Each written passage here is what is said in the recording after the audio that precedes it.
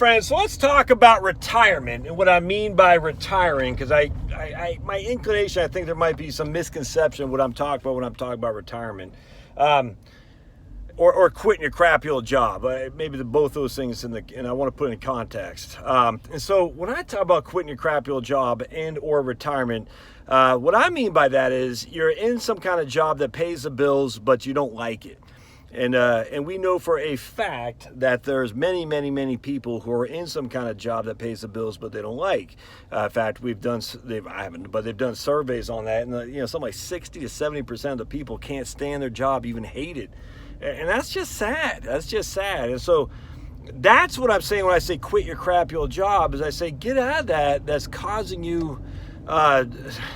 It's just a waste of energy. It's negative energy, actually. It's hurting you because you hate something that you have to do to pay the bills. And I'm saying that's where I'm talking about quit your crappy old job. I don't mean like you're not making any money. I'm just, look at me letting people go because that's what I do, because I'm a nice guy. I'm just saying that you say, okay, I'm going to find something that brings me enjoyment to my life. And hopefully that earns an income too. So let me give you an example from my YouTube channel. I made enough money in YouTube last month to pay the mortgage, and that's fantastic. Is that going to be enough to pay all the food and everything? No, it won't be. Could it be next year? Well, I certainly hope so. And if it's not, then I'll still do my YouTube channel, but I'll go dig ditches. Or in this case, my wife went back to work. I mean, we don't know. But the liberation of not being that crappy old job, I'm actually, guess where I'm at, just as an FYI. You got it, just dropped my girl off at Georgia Tech again. Yeah, because when you have braces and you got to go back and forth to your orthodontist, is that what it's called? Orthodontics, yeah. You're back and forth because she just got her braces off. Now she had to get her retainer thing. And I'll be back here on Friday doing the same thing. The life of a stay-at-home dad. Yeah, anyway. So there we go. So what I'm saying is when you're quitting your crappy old job, saying, look, you say, okay, I'm in a job that I despise. I know I need to make some income. Maybe you got enough money saved, like I did. I had enough money where I felt I could take a risk. Put aside enough money where I felt like I could take a risk in order to have enough income coming in to pay the mortgage, pay the bills, even though I was taking out my money from my 401k, and I was even taking out income. I had to pay income tax on it, but if you don't have any income, you don't have much of an income tax. Now it's still a 10% penalty, don't get me wrong, but at the end of the day, the 10% penalty was essentially the income tax that we had no income. And so the last year, the amount of money I took out from my 401k IRA basically was minimal. Oop, cop's coming. We put the phone right there because in Georgia you can't have your phone in while you're driving in your hand. So the amount of income tax was minimal, and it essentially is my penalty. It's the penalty I had for taking money out of my 401k. And so what I mean by that, if you have a crappy old job that you can't stand, and you're like, look, I got some money saved up aside, but I don't want to leave my crappy old job because I need the income, well, maybe you say, I'm going to take a risk. Worst case scenario is you take a risk. This is actually a guy, I listened to a guy named Alan Moore. I'll never forget this. And Alan runs the XY Planning Network, of which I was a part of, and I've since relinquished my membership for maybe some other time. I'll get into it. But I always liked the way he put this. He says, I knew if I started a business and it failed in terms of financial planning, I could go work for another financial planning firm. No one would say, I can't hire you because you're a failed entrepreneur. And that meant a lot to me, actually, the way he put that. I knew I have a skill set that some financial planning firm will find valuable and they'll hire me. No one's going to say, no, don't want anything to do with you, Josh, because you tried to be a financial planner on your own and it failed. That'll never happen. Now, for me, I'm never going back to the industry because I got rid of all my licenses. Like I said, at some point, I'll probably drop my CFP just because I find it, I'm done with it. If this doesn't work, I'll still continue to write books. I'll still continue to do a YouTube channel, but I'll do something completely different in terms of real life job if this doesn't work. But we'll see. I'm not anywhere near that at this stage. But for me, it's like I quit my crappy old job, meant rely on my savings. Thankfully, I have a wife who's supportive, and see how things shake out. I said I'll give myself 2 years time, and so this is year number 2 now, and we'll see how things shake out. And if I'm broke, then I know it failed. But I'll have at least the the understanding that I tried, and I'll feel good about that, even if I blow through all my money. Because I've always known that, man, we've already got 208 fatalities this year in Georgia on the road. Man, that's just sad. I mean, 208 people just going to work, going to driving down to Disney World or something like that, who died and just didn't make it home. Jeez. It's only March, man. It's just horrible. That's why you gotta look at your remember in Back to the Future, they said, Marty McFly, Biff said, you never told me about the blind spot when he crashed Marty McFly's car. You never told me about the blind spot. Back to the Future #1. One of the best movies of all time. I watched that when I was 14. I hadn't started driving yet, so I didn't get the gist of what that joke was. Old Biff, man, that guy was always up to no good. That Biff. All right, so for me, quit my crappy old job. Say I'm gonna spend. I initially said I'll keep enough money in my 401k once I reach this amount that I know that I've lost, and I have to go back and find another gig. And I was very comfortable with that. My wife was very comfortable with it. Now I will tell you, it's tough because your spouse. You need to have her or him on board initially, because if she's not or he's not, it's going to be a challenge, because she's always going to say, where's the money? And it takes time for the money to come in, I'm just telling you. And even today, and I love my wife, and she's very supportive, but she says, like, when I told her that I'm not taking on clients to focus solely on YouTube and book writing, she's like, whoa, I could tell she, like, it's fine, but she got nervous about that. Like, what do you mean you're not taking on clients? That's a short-term win financially. But the problem is a short-term win financially is a long-term loss, simply because it takes me away my momentum of doing what I want, which is to get these books out and my YouTube videos and whatnot, the research I need to do for my books. And look, I love you as clients, everybody. No, please don't take this negative. But for me, I was like, man, I gotta focus. And if I'm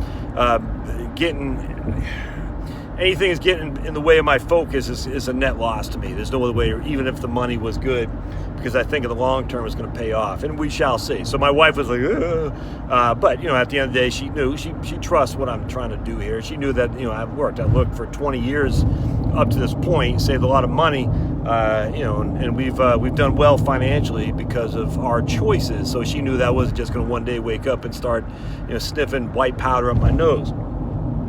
But it is a challenge. You got to make sure your significant other, if you have one, is on board for the long haul, because the first year is going to be tough. I can't remember, I think it's Miles Beckler, but I think he got it from Tony Robbins. He goes, you'll overestimate what you can do the first year, but you'll underestimate what you can do in years 3 to 5. And man, you got to think like that. You got to think, okay, the first year, I'm probably not, and I said, I'm not, I told myself I'll be happy if I make $20,000. And that was basically $1,500 a month. I said, if I can make $20,000 in the first year, I'll be happy. And I made about $20,000 the first year. And I'm quite happy. And right now, I'm on my way to making a whole lot more than that this year. But we shall see. You don't know. I mean, any given month, it could change. You don't know what you could get demonetized from YouTube. You just don't know. But as we see here, the first 2 months of the year, I'm well above anywhere where I thought I would be for this year if I looked at my 3-year plan. It was $20,000 the first year, $50,000 the second year, and I'm not going to say I'm well above $50,000. But if you analyze what I made last month on YouTube alone, I am. And when I say well above, I'm not talking like that guy Graham Stephan or whatever. He says he's making $40,000 a month. That's not, trust me, that's not me. But basically, I made probably $60,000 analyzed on YouTube if we're to continue on. Which, man, that's well ahead of where I was hoping to be. That's not included book sales. My podcast is starting to generate some traffic. Amazon affiliate links too. So all that stuff right there, probably put me about 60, 65,000. That includes YouTube, by the way. All that stuff includes YouTube. $65,000, which I said in the first year, if I could get 20,000, I'd be happy. The second, if I could get 50,000, I'd be happy. And then the third year, and that's all I did, I said 85,000. And for me, I needed about 120, roughly 10,000 a month is what I'm shooting for net, because I was making probably 150, I think, before taxes, before 401k. So I was bringing home probably 8,000, 9,000 a month, and I was putting a lot of money in my 401k. But we were paying taxes, so I was probably bringing home 9,000 a month. So I said, if I can do that, within the first 3 years get close to that, I'll be in a good place. And look, that's not chump change, man. $9,000 a month. I mean, that's $100,000 a year, my friends.